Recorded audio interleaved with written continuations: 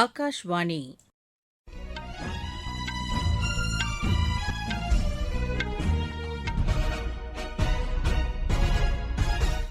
செய்திகள் வாசிப்பவர் ஜமீர் அக்தர்.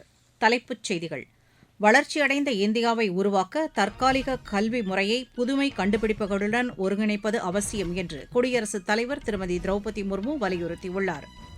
காசநோயால் ஏற்படும் உயிரிழப்பு 25% குறைந்துள்ளதாக மத்திய சுகாதாரத்துறை அமைச்சர் திரு ஜே பி நட்டா தெரிவித்துள்ளார். சைக்கிள் ஓட்டுவது உடல் தகுதிக்கான மிகச்சிறந்த பயிற்சியாக உருவெடுத்துள்ளது என்று மத்திய அமைச்சர் டாக்டர் மன்சுக் மாண்டவியா கூறியுள்ளார்.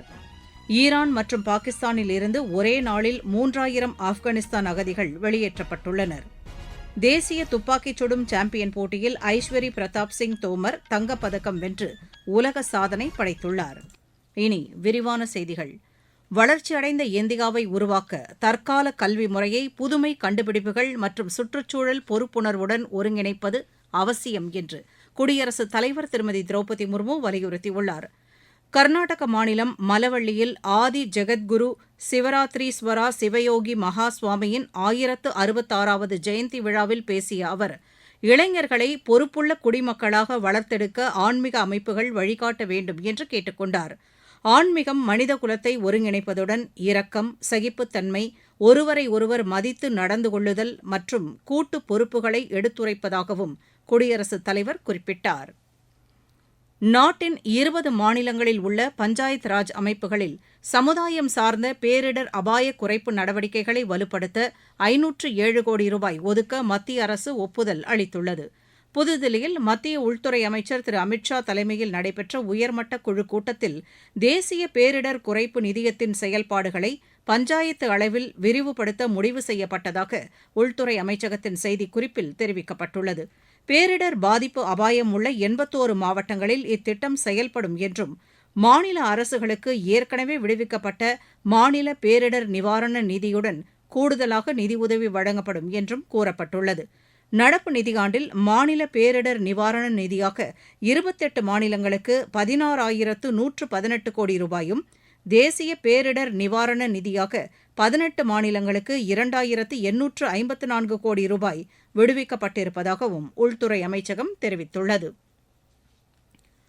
காசநோயால் ஏற்படும் உயிரிழப்பு 25% குறைந்துள்ளதாக மத்திய சுகாதாரத்துறை அமைச்சர் திரு ஜே பி நட்டா தெரிவித்துள்ளார்.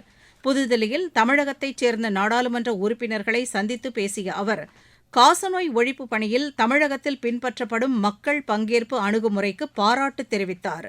இப்பணிக்கு மக்கள் ஆதரவை திரட்டுவதிலும் காசநோயால் பாதிக்கப்பட்ட நபர்களுக்கு ஆதரவளிப்பதிலும் தமிழகம் சிறந்த அணுகுமுறையை பின்பற்றி வருவதாக அவர் கூறினார். நாடாளுமன்ற உறுப்பினர்கள் பங்கேற்கும் மாவட்ட அளவிலான கண்காணிப்பு குழு கூட்டங்களில் காசநோய் ஒழிப்பு பணிக்கு முன்னுரிமை அளிப்பதோடு சுகாதார மையங்களை பார்வையிட்டு பாதிக்கப்பட்டவர்களுடன் கலந்துரையாடுமாறும் கேட்டுக் கொண்டார். இந்நோயால் பாதிக்கப்பட்டவர்களுக்கான மாதாந்திர ஊட்டச்சத்து உதவித்தொகை 500 ரூபாயிலிருந்து 1000 ரூபாயாக உயர்த்தப்பட்டிருப்பதாகவும் திரு ஜே பி நட்டா குறிப்பிட்டார். நாட்டில் அதிகரித்து வரும் நகர்ப்புற மக்கள் தொகையை கருத்தில் கொண்டு வீட்டு வசதி உள்ளிட்ட கட்டமைப்பு திட்டங்களை குறிப்பிட்ட காலக்கெடுவுக்குள் முடிக்க வேண்டியதன் அவசியத்தை மத்திய வீட்டுவசதித்துறை அமைச்சர் திரு மனோகர்லால் வலியுறுத்தியுள்ளார். புதுதில்லியில் ஹட்கோ நிறுவனத்தின் ஆலோசனைக் குழு கூட்டத்திற்கு தலைமை வகித்து பேசிய அவர், வீட்டுவசதி திட்டங்களுக்கு தேவையான நிதி ஆதாரங்களை திரட்டுவதிலும் நகர்ப்புற வளர்ச்சித் திட்டங்களுக்கான நீண்டகால நிதி உதவியை உறுதி செய்வதிலும் ஹட்கோவின் பங்களிப்பை பாராட்டினார். நகரங்கள் விரிவடைந்து வருவதால் நகர்ப்புறங்களின் தேவையும் அதிகரித்து வருவதாக கூறிய திரு மனோகர்லால், எதிர்காலத்திற்கேற்ற கட்டமைப்பு திட்டங்களுக்கான நிதியுதவி முறைகளை வகுக்க வேண்டும் எனவும் அறிவுறுத்தினார்.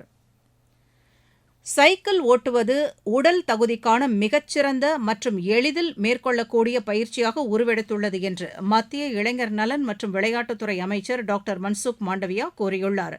புதுதில்லியில் புனே கிராண்ட் டூர் சைக்கிள் போட்டிக்கான கோப்பையை வெளியிட்டு பேசிய அவர், சைக்கிள் ஓட்டுவது கட்டுடல் இந்தியா இயக்கத்தின் ஒரு பகுதியாக மாறியுள்ளது என்றார். ஞாயிறுதோறும் சைக்கிள் பயணம் இதுவரை 8300 இடங்களில் நடத்தப்பட்டிருப்பதையும் டாக்டர் மன்சுக் மாண்டவியா சுட்டிக்காட்டியுள்ளார்.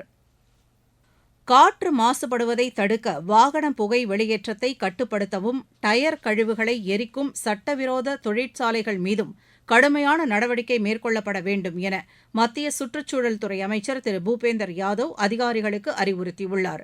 தில்லி புறநகர் பகுதிகளான குருகிராம் மற்றும் ஃபரிதாபாத்தில் காற்று மாசுபடுவதை தடுப்பதற்கான செயல் திட்டம் குறித்த உயர்மட்ட கூட்டத்திற்கு தலைமை வகித்து பேசிய அவர், போக்குவரத்து நெரிசல், கிராமப்புற சாலைகள் மோசமான நிலையில் இருப்பது மற்றும் கட்டட விதிமீறல் போன்றவையே சுற்றுச்சூழல் சீர்கேட்டிற்கு முக்கிய காரணமாக உள்ளதை சுட்டிக்காட்டினார். நகராட்சிகளின் திடக்கழிவு மற்றும் கட்டட இடிபாடுகளை அகற்றும் திட்டங்களை விரிவுபடுத்த வேண்டும் என்றும் அவர் வலியுறுத்தினார்.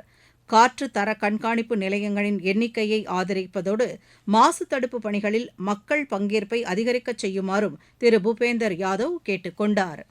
நீங்கள் கேட்டுக்கொண்டிருப்பது ஆகாஷவாணியின் செய்தி அறிக்கை. நாட்டு மக்களுக்கான வரலாற்று சிறப்புமிக்க மோடி அரசின் பரிசு சரக்கு மற்றும் சேவை வரி குறைப்பு. மருத்துவம் மற்றும் ஆயுள் காப்பீட்டிற்கான வரி முழுமையாக ரத்து. 36 உயிர்காக்கும் மருந்துகள் மீதான வரியும் ரத்து. அடுத்த தலைமுறைக்கான இந்த சீர்திருத்த நடவடிக்கைகளில் மாணவர்கள் பயன்படுத்தும் ஸ்டேஷனரி பொருட்களுக்கான வரி ரத்து. வீட்டு உபயோக மின்னணு பொருட்கள் மீதான வரி குறைப்பு. பால் பொருட்கள் மற்றும் பாத்திரங்கள் மீதான வரி 12%-இலிருந்து 5% குறைப்பு. வேளாண் இயந்திரங்களுக்கான வரியும் 5% குறைப்பு. வளர்ச்சியடைந்த இந்தியாவிற்கான பயணத்தில் மோடி அரசு தொடரும் சீர்திருத்த நடவடிக்கைகள். ஆயுஷ்மான் பாரத் பிரதமரின் ஜன் ஆரோக்யா திட்டத்தின் மூலம் 12 கோடிக்கும் அதிகமான குடும்பங்கள் பயனடைந்து வருவதாக மத்திய சுகாதாரத்துறை இணையமைச்சர் திரு பிரதாப் ராவ் ஜாதவ் கூறியுள்ளார். மாநிலங்களவையில் இதனை தெரிவித்த அவர், இத்திட்டத்தின் கீழ் பயனாளி குடும்பங்களுக்கு ஆண்டுக்கு 5 லட்சம் ரூபாய் வரை காப்பீடு வசதி வழங்கப்படுவதாக தெரிவித்துள்ளார். இதன் மூலம் 27 வகையான குறைபாடுகளுக்கு சிகிச்சை அளிக்கப்படுவதாகவும் அங்கன்வாடி பணியாளர்கள், சமூக சுகாதார செயற்பாட்டாளர்கள் மற்றும் 70 வயதிற்கு மேற்பட்ட மூத்த குடிமக்கள் மக்களும் பயன்பெறும் வகையில் விரிவுபடுத்தப்பட்டிருப்பதாகவும் திரு பிரதாப் ராவ் ஜாதவ் குறிப்பிட்டுள்ளார். வந்தே பாரத் ரயில்கள் மூலம் இதுவரை 7.5 கோடிக்கும் அதிகமானோர் பயணம் செய்துள்ளதாக ரயில்வே அமைச்சகம் தெரிவித்துள்ளது. அந்த அமைச்சகம் வெளியிட்டுள்ள செய்திக்குறிப்பில், கடந்த 2019ஆம் ஆண்டு வந்தே பாரத் ரயில் சேவை தொடங்கப்பட்டதில் இருந்து 164 ரயில்கள் இயக்கப்பட்டு வருவதாக கூறப்பட்டுள்ளது. நாட்டின் கலாச்சார, ஆன்மீக மற்றும் பொருளாதார முக்கியத்துவம் வாய்ந்த 274 மாவட்டங்களை இணைக்கும் வகையில் இந்த ரயில் சேவை நடைபெறுவதாகவும் அந்த செய்திக்குறிப்பில் தெரிவிக்கப்பட்டுள்ளது. ஈரான் மற்றும் பாகிஸ்தானில் இருந்து ஒரே நாளில் 3000 ஆப்கானிஸ்தான் அகதிகள் வெளியேற்றப்பட்டுள்ளனர். 577 குடும்பங்களைச் சேர்ந்த இவர்கள் நேற்று முன்தினம் வலுக்கட்டாயமாக திருப்பி அனுப்பப்பட்டுள்ளதாக தாலிபான் செய்தித் தொடர்பாளர் முல்லா ஹம்துல்லா தெரிவித்துள்ளார். இவர்கள் அனைவரும் ஹெராத் பிராந்தியத்தில் உள்ள இஸ்லாம் காலா பகுதியை கடந்து ஆப்கானிஸ்தான் திரும்பியதாகவும் அவர் கூறியுள்ளார். இவர்களுக்கு செல்போனுக்கான சிம் கார்டு உள்ளிட்ட உதவிகள் வழங்கப்பட்டுள்ளதாகவும் முல்லா ஹம்துல்லா தெரிவித்துள்ளார். உலக சுகாதார அமைப்பின் பாரம்பரிய மருத்துவம் குறித்த உலகளாவிய மாநாடு புதுதில்லியில் இன்று தொடங்குகிறது. வரும் வெள்ளிக்கிழமை வரை 3 நாட்கள் நடைபெறும் இம்மாநாட்டிற்கு உலக சுகாதார அமைப்பும் மத்திய ஆயுஷ் அமைச்சகமும் கூட்டாக ஏற்பாடு செய்துள்ளன. இதில் உலகின் பல்வேறு நாடுகளைச் சேர்ந்த மருத்துவர்கள், விஞ்ஞானிகள் உள்ளிட்டோர் பங்கேற்கின்றனர். இந்த மாநாட்டில் 25 அமர்வுகளில் 170க்கும் மேற்பட்ட நிபுணர்கள் பங்கேற்று உரையாற்ற உள்ளதாகவும் எமது செய்தியாளர் தெரிவிக்கிறார். தேசிய துப்பாக்கிச் சுடும் சாம்பியன் போட்டியில் ஐஸ்வரி பிரதாப் சிங் தோமர் தங்கப்பதக்கம் வென்றுள்ளார். போபாலில் நேற்று நடைபெற்ற ஆடவர் 50 மீட்டர் ரைபிள் பிரிவில் அவர் புதிய உலக சாதனை படைத்துள்ளார். இப்போட்டியில் நீரஜ்குமார் வெள்ளிப் பதக்கத்தையும் அகில் ஷெரான் வெண்கலப் பதக்கத்தையும் வென்றனர். இந்தியா தென்னாப்பிரிக்கா அணிகளுக்கு இடையிலான 4வது டுவெண்டி கிரிக்கெட் போட்டி லக்னோவில் இன்று நடைபெறுகிறது. இப்போட்டி இரவு 7 மணிக்கு தொடங்குகிறது. 5 போட்டிகள் கொண்ட இத்தொடரில் 2-1 என்ற கணக்கில் இந்தியா முன்னிலை பெற்றுள்ளது. அடுத்த ஆண்டு நடைபெறவுள்ள டுவெண்டி உலகக்கோப்பை கிரிக்கெட் போட்டிக்கான கோப்பை ஆசியாவில் உள்ள பல்வேறு நாடுகளுக்கு எடுத்துச் செல்லப்படுகிறது. ராமேஸ்வரம் அருகே உள்ள ஆதாம் பாலத்தில் இருந்து நேற்று தொடங்கிய இந்த கோப்பையின் பயணம் இந்தியாவின் பல்வேறு இடங்களை கடந்து இலங்கை, நேபாளம், கத்தார், ஓமன், பஹ்ரைன், மங்கோலியா நாடுகளுக்கும் செல்கிறது. மீண்டும் தலைப்புச் செய்திகள். வளர்ச்சியடைந்த இந்தியாவை உருவாக்க தற்கால கல்வி முறையை புதுமை கண்டுபிடிப்புகளுடன் ஒருங்கிணைப்பது அவசியம் என்று குடியரசுத் தலைவர் திருமதி திரௌபதி முர்மு வலியுறுத்தியுள்ளார். காசநோயால் ஏற்படும் உயிரிழப்பு 25% குறைந்துள்ளதாக மத்திய சுகாதாரத்துறை அமைச்சர் திரு ஜே பி நட்டா தெரிவித்துள்ளார்.